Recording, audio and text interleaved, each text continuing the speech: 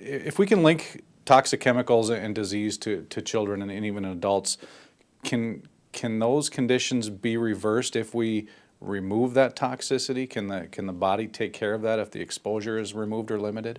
Well, the best approach to protecting people of every age, and particularly children, against toxic chemicals is to prevent exposure from taking place in the first place.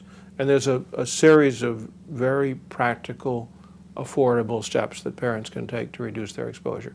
So one thing is never sand, lead paint when there's a small child in the house or when anybody in the house is pregnant, because when you start sanding and scraping the paint, you release the chips and people can get them into their bodies.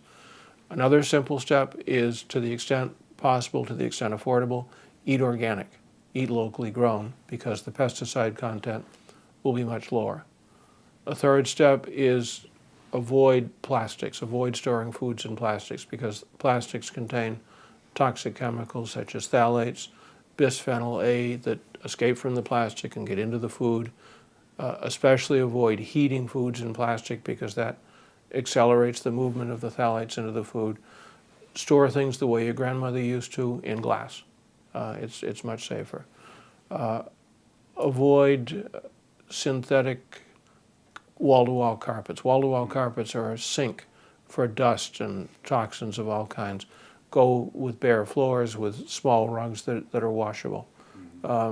Avoid those species of fish that are high in mercury and high in PCBs. The dangerous species include shark, swordfish, tuna, king mackerel.